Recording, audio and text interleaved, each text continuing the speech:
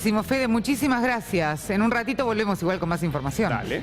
Bueno, vamos a presentar a una invitada. Yo quiero que la muestren directamente, porque hoy cuando leí esta noticia, le dije al productor, vamos a llamarla, a invitarla. Carla Ortiz es la bomba sexy de Bolivia que se infiltró en Siria para mostrar el dolor de la guerra. Carla, gracias por estar con nosotros y presentate vos. Muchas gracias. Solamente en Argentina me dan ese título, ¿viste? La bomba sexy. No, muchísimas gracias. Sí, soy boliviana, vivo hace más de 15 años en Los Ángeles, tengo una carrera en Hollywood y he estado no solamente como conductora, pero también he estado iniciando mi carrera de productora y ahora mismo he estado haciendo mi ópera prima como directora, dirigiendo mi primera película que también he estado produciendo en Siria. He estado ya los últimos 8 meses del 2016. Y esta es la noticia, porque viajaste a Siria para hacer un documental. Exacto, y he estado los últimos 10 días decisivos de Alepo, de la liberación de Alepo, mientras las noticias del occidente decían que Alepo se estaba quemando y estaba en toda la destrucción. Me convertí en uno de los más bien el único testigo civil que no era periodista o que no era activista, que presenció y tengo filmaciones reales en mi celular y para el documental de lo que realmente presencié. Entonces, ¿qué es lo que viste, Carla? Mira, es importante entender antes que nada que cuando nosotros escuchamos sobre Siria o Yemen, pensamos que son países que están siempre en constante conflicto. Por ejemplo, este momento era uno de los momentos que me habían sacado en el frente de guerra, cuando estaban tratando de liberar a las personas que estaban pasando del este de Alepo al oeste de Alepo. Y muchas de las personas decían que los estaban matando a los civiles y eso era mentira. Ahora, ¿esto lo estás filmando? ¿Esto lo filmas vos? Sí, yo estaba con el celular prendido y ni siquiera me había dado cuenta. Y se escuchan las detonaciones, Estaba exactamente a 10 metros del frente de guerra, o sea, no estaba a 50 ni 100 metros, estaba a 10 metros. Y en realidad una de las cosas que sucedió era precisamente eso, que los francotiradores, a toda la gente que quería cruzar a zona segura para poder salir de la zona rebelde, los francotiradores les disparaban a ellos. Entonces el gobierno sirio respondía de vuelta para que puedan salir y puedan crear ese pasaje seguro. Pero en realidad lo que estaban haciendo, muchos de los medios occidentales estaban cubriendo noticias de supuestamente activistas que estaban en el este de Alepo, pero yo estaba en el este de Alepo y no había cobertura de internet, no había, era mentira, todos esos tweets eran mentira, porque yo... ¿Y mentira de quién? Viste que había el tuit de esta niña que supuestamente estaba tuiteando desde el este de Alepo, habían otros activistas que son pro rebeldes, por supuesto que existen rebeldes, pero hay 47 grupos, de estos 47 grupos rebeldes, básicamente cerca de, seguramente 42 son grupos terroristas. Entonces vos estás realmente luchando esta guerra contra terroristas, contra ISIS, Al-Nusra, son, o sea, un sinfín de nombres. Y en realidad esta gente lo único que quería era cruzar a zona segura, no porque amen a Bashar al-Assad, porque necesitaban dejar de ver gente que estaba cortando cuellos. Estamos hablando de Alepo, una de las ciudades más grandes de Siria. Allí hay un conflicto bélico. ¿Y te dio miedo estando ahí? Por supuesto que un momento te da miedo porque las explosiones son cada segundo. No solamente estás viendo ataques terroristas, pero estás viendo una confrontación constante. Ahora que Alepo está seguro, por ejemplo, la parte de Palmira ayer ha sido destruida y vos sabes que es uno de los monumentos históricos más importantes de la humanidad. Entonces ya había sido liberada, no sé si te acuerdas, por los rusos, que todo el mundo los había felicitado, pero ahora ISIS ha tomado de vuelta. Por ejemplo, toda la gente que yo he estado entrevistando en junio, julio, en Tedmur y en Palmira, la mitad de esas familias las han matado hace 2, 3 días. Entonces me mandaban mensaje las hijas o las madres contándome de las hijas que se habían muerto. Entonces tenemos el silencio del occidente. Se ha vuelto cómplice. Nosotros como argentinos, yo soy de Bolivia, bolivianos, etcétera, nos sentimos muy lejanos a esta realidad, ¿me entiendes? Y hemos abandonado, hemos dejado de cubrir estas noticias. ¿Por qué no está la destrucción de Alepo, por ejemplo, en el frente, en la primera plana? Porque es algo que nos concierne a todos nosotros. ¿Cómo te propusiste? ¿Cuándo fue el día que dijiste, reflexionaste y te propusiste ir? Cuando me di cuenta que la mujer siria en realidad representaba ese pequeñísimo porcentaje en el Medio Oriente que tenía la decisión y libertad de cubrirse o no, y que tenía el derecho de educación. y que yo como mujer del occidente tenía que apoyar a estas mujeres y poder hacer valer sus derechos y que el mundo se entere. Por eso el documental que se llama Voz de Siria cubre realmente a las mujeres desde el frente de guerra. Porque imagínate que la educación nunca ha cerrado en estos 6 años de guerra y las madres le ponen la mochila a los niñitos de 6 años para que vayan a la escuela. Y cuando vos les dices, pero no te da miedo que mueran en un enfrentamiento si está siendo atacado ahorita en la universidad y la escuela, y ellas te dicen, prefiero 100 veces que mi niño muera recibiendo una educación que con miedo adentro del sótano. Eso no lo voy a permitir. Toda la fortaleza de estos seres Esto te lo dicen las mujeres sirias. Claro, las madres, las mujeres sirias, y ellas además son las que han estado liderizando el país, porque imagínate que tienes cerca del 60% de los varones que están luchando en la guerra. Hoy en día vas a las universidades y cerca del 65 al 75% son mujeres las que están estudiando. ¿Quiénes van a llevar adelante y van a sacar adelante el país si es que se puede reconstruir? Son las mujeres. Nosotros, a quienes tenemos que apoyar, que son mujeres que todavía tienen estos derechos dentro de lo que nosotros en el occidente, de acuerdo a nuestra democracia, llamamos dictadura, pero es un gobierno laico que protege a las minorías, que protege además a nosotros, a los cristianos. Ahora ISIS se está poniendo en bolsas de basura y aquí dice no tocar un cristiano. Carla, ¿vos por qué considerás que estas noticias no llegan a la primera plana o que Occidente hace la vista gorda? Primero porque pensamos que son casos sin resolver, casos perdidos, pensamos que son países que siempre estuvieron en conflicto y por ejemplo el caso de Siria es un país que era muy educado y que tenía mucha calma social. Segundo porque la mecánica de la prensa occidental grande, de las grandes cadenas transnacionales y cadenas se han ocupado de crear también una propaganda que beneficia los intereses políticos y económicos de las grandes potencias, donde nosotros no tenemos acceso. Entonces, si supuestamente en los Estados Unidos no tienen acceso a un corresponsal de prensa, ¿cómo va a poder tener Argentina o Bolivia? ¿O cómo lo va a poder tener México? Entonces, confiamos en las noticias que nos replican las grandes multinacionales. Entonces, necesitamos buscar un poquitito más de noticia alternativa, pero sobre todo nos tiene que importar la parte humana. ¿Ves que estamos hablando de la dignidad humana? Hoy, ahora, ayer solamente en Yemen se han, en una hora se han tirado 35 bombas, además son armas químicas. Tienes en este momento 15 millones de niños que no tienen acceso a medicina ni alimentos. No solamente la situación es terrible y no está en las noticias, precisamente por esta tu humanidad no te permite verlas, prefieres no verlas. Entonces preferimos no mirar, pero esos horrores no están tan lejos de nosotros. Queremos que no nos va a llegar. Carla, ¿te pasó que tuviste que escapar de un episodio violento? Todo el tiempo. Contanos un peligro extremo todo el tiempo. Estás en medio de la guerra, por ejemplo, cuando llegamos a Latakia, nos dijeron que era el lugar que era más seguro porque es donde está la base militar de Rusia.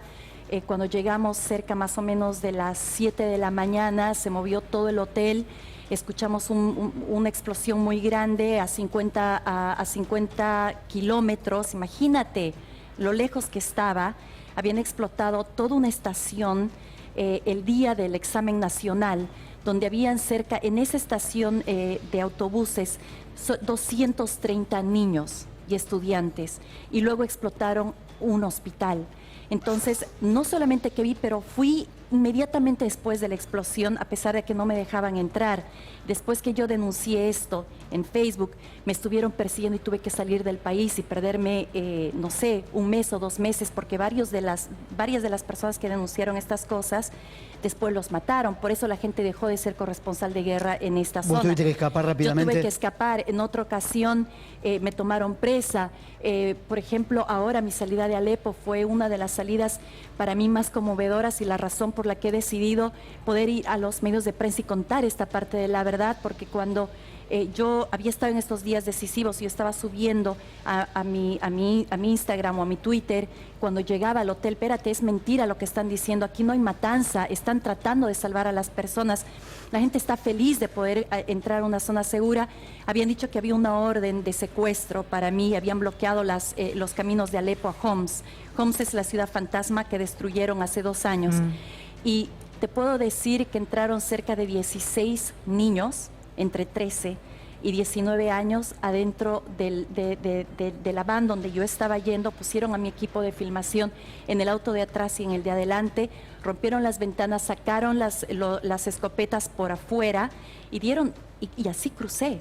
Y solamente por eso estoy con vida ahora. Tuve que acostarme en el piso, y lo único que me decían era: estoy dando el pecho por vos, lo hemos dado. Lo único que te pedimos es que digas la verdad. Ahora, tu historia es impresionante, ¿eh? Ahora, ¿cómo ingresaste? ¿Cómo ingresaste? ¿Cómo fue que te permitieron de por sí ya estar con tu equipo de filmación, llegar a tierra en plena guerra?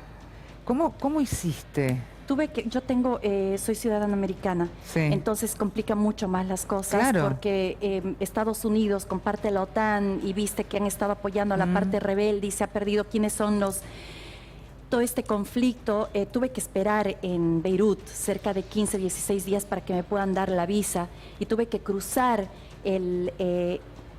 la frontera de Beirut a Damasco. Vos blanqueaste que ibas a hacer un documental. Claro, yo dije que iba a hacer Todo. un documental y todo, pero al principio, por ejemplo, había explotado un taxi. El taxi que iba delante de mí explotó a 15 metros de mí.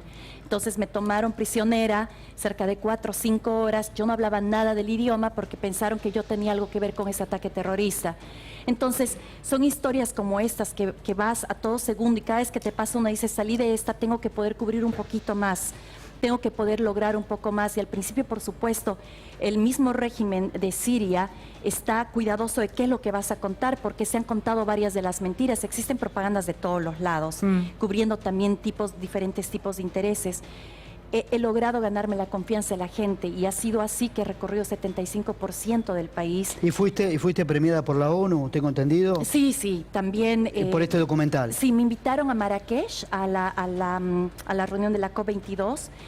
Hice la presentación de la película y cómo podemos empoderar a la mujer, conociendo un poquitito de este tipo de historias, y me entregaron el premio solamente de la charla y los trailers, etcétera, de la película. Entonces, siento que es algo que nos incumbe a todos, y creo que deberíamos dejar un poquitito a veces nuestro egoísmo de nuestros problemas políticos y económicos de nuestra propia nación, y mirar un poco más allá, porque al final los problemas humanos son de todos nosotros. Lo que pasa es que nosotros estamos acostumbrados tal vez a recordar cuando se podían enviar corresponsales de guerra, colegas nuestros que han ido a cubrir la guerra de Israel, sin más, de hecho, por el 2004-2003, pero además también estamos acostumbrados a que la información que llega, como bien vos decías, no la podemos verificar porque no tenemos acceso a fuentes.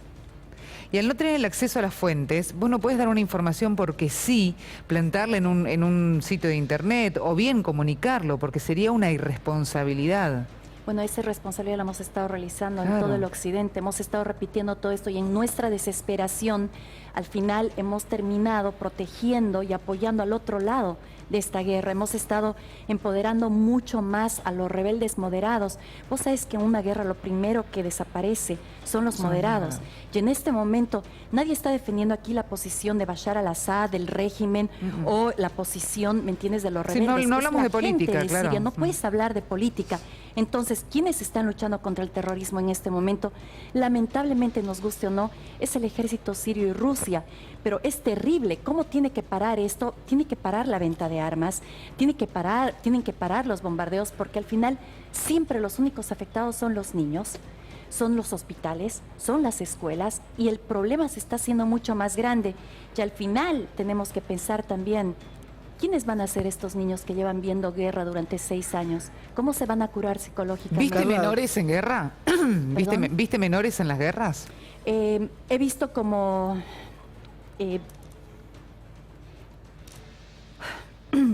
Sí. Tranquila. No hay problema, Toma agua, no hay si problema, querés. no hay problema. Toma agua, te damos tiempo. La historia de Carla Ortiz, quien viajó a Siria, a la ciudad más grande, Alepo, Sí. allí a cubrir prácticamente este conflicto bélico. Ella viajó, estuvo en riesgo su vida y está dando su testimonio en C5N, aquí en Remix de Noticias. Te agradecemos por estar con nosotros. No, muchas gracias. Es que están preparando a niños de 4 años para matar gente. Los están preparando, y este es una bomba de tiempo, porque no va a terminar en el Medio Oriente. Si Rusia está apoyando no es solamente porque le caiga bien o piense, es que ellos saben que al primer país que van a atacar los terroristas va a ser a Rusia. ¿Quiénes son las personas que vos viste que están, o que vos sabés que están preparando estas criaturas de 4 años? ¿A quién hay que identificar, diríamos? ISIS y al-Nusra. He estado con 3 niños que me ha contado uno de ellos que ha tenido que matar a su hermanito para salvar a su madre y a su hermana. Y ha tenido que formarse en las líneas de al-Nusra para poder salvar a su familia. Y me dice, he tenido que matar mucha gente. Al-Nusra es básicamente el frente que se divide de ISIS. Cuando Al-Qaeda termina en Irak, sale un nuevo Estado Islámico para Siria, que es ISIS, que entra y toma todo el norte de la parte de Alepo. Y en la parte del centro de Alepo se forman estos nuevos movimientos, que es Al-Nusra, que son los que básicamente esclavizan al ejército sirio, el Free Syrian Army, que dicen que era los desertores del ejército sirio, pero se los comen. Y entonces a esto todo el resto de los terroristas empiezan también a masacrar a los kurdos, que ahora los kurdos empiezan también a luchar contra ellos. Es tan complicada esta problemática que al final lo que hacían era reclutar a la gente, a los niños. Y en este momento, como vos estás viendo, si vos googleas, vas a ver que ISIS en este momento ha reclutado a cerca de 2.000 niños entre 4 y 7 años, y están empezando a hacer matar primero a sus familiares para que les enseñen a sentir la sangre fría. Carla, ¿nos puedes recordar algún diálogo con alguna mujer siria que mantuviste? ¿Cuál es su preocupación? ¿Qué te dicen? Sorprendentemente la mujer siria es muy fuerte y el sirio es muy fuerte. Ellos dicen que nada los va a destruir, y si es que tiene que derramarse la última gota de sangre para poder salvar a su país del terrorismo, la van a derramar. Es por eso que esta guerra ha tardado 6 años, y no como en Libia e Irak, que se ha terminado en 2 o 3 años. Lo más hermoso que he escuchado de las mujeres sirias es que precisamente el arma más importante que tienen sus hijos es la educación, y que el arma más importante que ellas van a apoyar para que sus hijos puedan tener es la libertad de elección. Y ellas te dicen, ustedes del occidente me están ofreciendo una democracia que va a obligar a mi hija a ir cubierta, porque si este presidente sale del poder, va a entrar un wahabista de Islam extremo, donde nunca más una mujer va a poder aprender a leer y a escribir, y se va a tener que tapar la cabeza. Si mi hija tiene que taparse la cabeza y no va a tener derecho a decidir su educación, y yo ya no voy a poder ser amiga de cristianos, yo no quiero esa democracia. Allí estamos viendo imágenes. Mira, Abigail, estas, bueno, sos vos, ¿no, Carla? Estas son imágenes tuyas propias. Exactamente. Esta, por ejemplo, era la celebración del este de Alepo, de la gente que estaba celebrando con el Army, agradeciéndoles, y luego los llevaban a estos centros donde los mantenían por lo menos seguros para que no los bombardeen.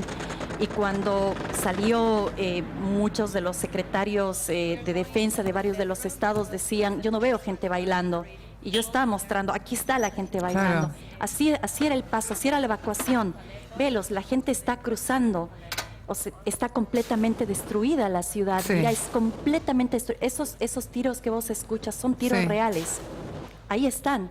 Entonces, es una... Era un libre al fuego todo el tiempo, y la gente tratando de ponerse a resguardo, que aún así corría muchísimo peligro, porque mientras estaba cruzando podía llegar a caerle una bala o una bomba o lo que fuere. Exacto. Acá, por ejemplo, mira, estoy yendo para cuando liberan, para que estos 2 ancianos puedan cruzar la frontera, y ellos me contaron, la señora me decía que tenía 3 días sin haber tomado agua, y lo único que decían primero era, Dios es generoso, Dios es bueno, le agradezco a Dios, estoy segura.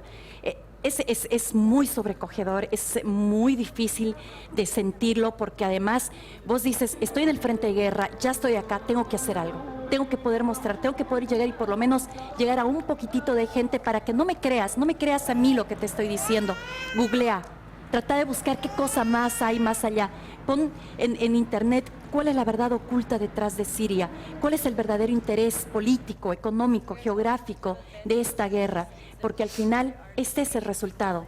Un país casi destruido, con una generación que le estás quitando la elección de... Carla, corregime si es así, la batalla de Alepo fue una confrontación militar en la ciudad más grande de Siria, donde se enfrentaron las Fuerzas Armadas de Siria, apoyadas por Hezbollah, militantes chiíes y Rusia, contra distintos grupos rebeldes que se oponen al gobierno, incluyendo al Ejército Libre de Siria y el Frente Islámico. ¿Esto es la batalla de Alepo? Es verdad, sin embargo, la mayor parte de los rebeldes son extranjeros, no son sirios. Esto es muy importante que la gente entienda. Son infiltrados de los países que vienen del Islam extremo, que están tratando de imponer el Islam fundamentalista. Entonces, por ejemplo, Arabia Saudita y Turquía, muchos de los frentes, yo tengo material de frentes donde preparan a los ejércitos de ISIS y luego los infiltraban hacia adentro. Entonces nosotros en el occidente, y digo nosotros porque soy ciudadana americana, hemos estado por medio de la OTAN apoyando y vendiendo armas a los rebeldes, entregándoles, o sea, además ayudándolos desde la forma de cómo pelear esta guerra, y no sabemos a quién estamos ayudando. Al final se han dado cuenta ahora que se ha disuelto, se ha hecho un caos completo y la mayoría son terroristas. Y esta gente que ha cruzado te dice, ahí toda la gente que estaban ahí eran terroristas, todos mataban a todos, no nos daban comida, no nos daban, han cerrado todos los hospitales. Vos dices, ¿por qué bombardeaban los hospitales? Y la gente de Alepo te dice, porque en estos hospitales no había gente, eran los centros donde estaban los grupos terroristas. Pero entonces yo le creo a la gente, yo no le creo a Bashar al-Assad y no le creo a Putin, y tampoco le creo a Obama, yo le creo lo que me decía la gente cuando estaba cruzando la frontera. Ahora, vos que sos ciudadana americana, ¿cuál es la responsabilidad de Estados Unidos en esta guerra? Yo creo que es urgente hacer una revisión de nuestra política exterior como americanos, así como también de todas las grandes potencias de la Unión Europea. Y creo que la misión de nosotros, los países latinoamericanos, es apoyar dentro de la ONU y tener una presencia real para poder acabar la guerra y que se acaben este negocio político y esta venta de armas, ¿me entiendes? Para enriquecernos más y tener más poder, que a nosotros al final no nos afecta tanto. Yo creo que Estados Unidos se tiene que ocupar más de sus problemas internos y dejar de invertir tanto dinero en estas guerras externas. Ya hemos destruido Irak, hemos destruido Libia, hemos destruido Afganistán, ahora estamos ayudando en los bombardeos de Yemen, porque también le estamos proveyendo de armas a Arabia Saudita, junto con España y con Francia y el Reino Unido. Bueno, pero de todas maneras lo que estamos viendo es que estas grandes potencias internacionales lo que generan es, más allá de vender, de darles las armas o darles las logísticas y ayudarles a cómo generar y cómo mantener esta guerra, que realmente yo creo que todas las guerras son completamente innecesarias y que en realidad es un negocio político-económico para cualquier nación y potencia, pero estamos hablando de eso, estamos hablando de un negocio. Entonces, ¿vos considerás que más allá del mirarse el ombligo, diríamos, en Estados Unidos, o sea, mirar para el interior, habría que dejar de hacer este negocio? ¿Vos crees que con Trump, por ejemplo, va a terminar ese negocio político-económico? Yo espero que pueda haber un pequeño cambio, porque un pequeño cambio va a ser un universo para esta gente. Si puede por lo menos el gobierno de los Estados Unidos reducir en un mínimo porcentaje la influencia de estas armas y bombardeos. Imagínate que han sido más de 22,000 bombas que han caído durante el último periodo de Obama, de la administración de Obama. Entonces, vos dices, espérate, ¿de verdad necesitamos parar esto? ¿Qué tal si tiramos 10,000 bombas? ¿Y qué tal si el próximo año tiramos 5,000? Carla, vos fuiste de... Claro, ir acortando, pero no terminar el comercio, diríamos. Como se revisa, viste, el poder no va a estar en Trump, no es como nuestros países. Existe una legalidad en su constitución donde el Congreso tiene una gran parte de decisiones, así como el Pentágono, y probablemente no le van a dejar hacer todos los cambios que él quiere. Pero un pequeño cambio y participación real de la gente que se movilice para mayor paz, creo que puede cambiar. Carla, Perdón, pero que eso no pasaba con Obama porque no había lugar en el Congreso ni tampoco, o sea, no había lugar en el Parlamento, muchísimo menos en el Pentágono que con la gestión de Obama. El problema, creo yo, y la crítica, en realidad, la única crítica una de las grandes críticas que tiene Obama es su política exterior. porque ha sido, la mayor parte de sus falencias ha sido ahí. Él es un presidente muy querido, muy aceptado. Sin embargo, durante su tiempo de gobierno ha habido mucho más bombardeos y más destrucciones y más guerras que en los últimos 16 años. Entonces, eso está en internet, no lo estoy diciendo yo, y está bueno, en según algunos números, algunas encuestas internacionales, Obama se fue con el 60% de aprobación. No, sin duda, tiene una gran aprobación del pueblo, pero ¿por qué? Porque ha creado todos estos apoyos supuestamente para la gente que estábamos esperando, pero que al final tampoco le ha servido tanto a la gente, el Obamacare, el sistema de educación. Sin embargo, es una persona que no es que solamente es políticamente correcto, es una persona que cuando habla te inspira.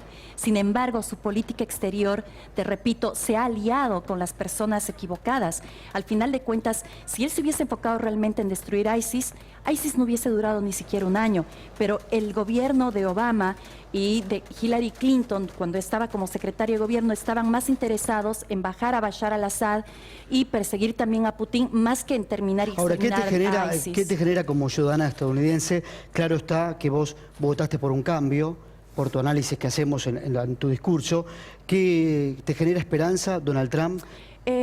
Más, te voy a decir algo, el tema yo no creo que es tanto sobre el tema de los votos, yo creo que es el movimiento completo que ha pasado en Estados Unidos. Necesitamos un cambio en nuestra economía también y necesitamos la revisión en nuestra política exterior.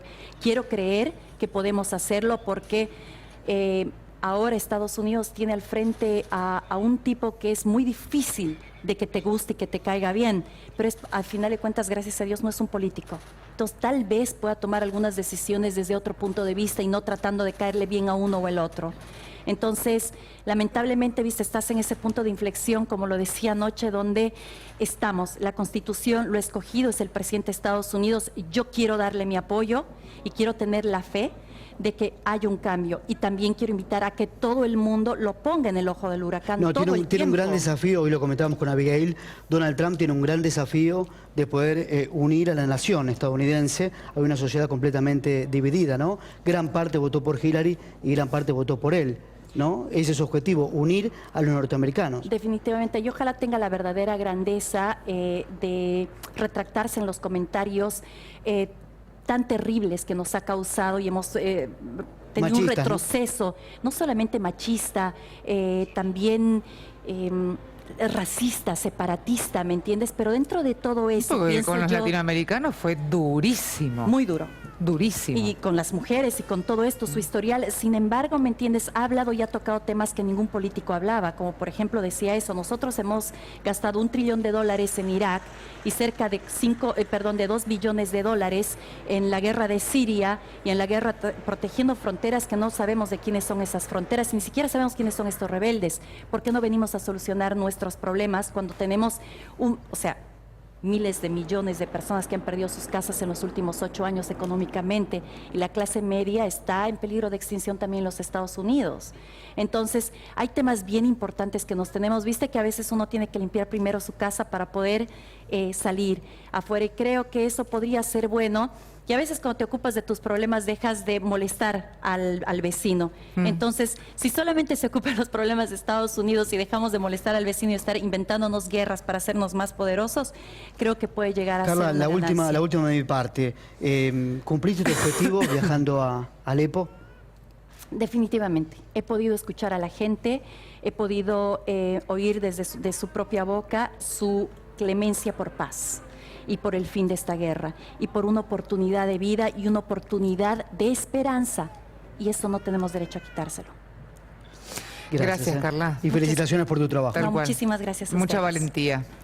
Bueno, a las 21, 7 minutos con 31 grados 6 décimos de temperatura. Sigue haciendo calor, ¿eh? Sí, sigue haciendo calor. Basta de calor. Bueno, mira que me gusta el verano, pero... No, ya es demasiado. Es too much. ¿Hacemos una pausa? Dale, y volvemos.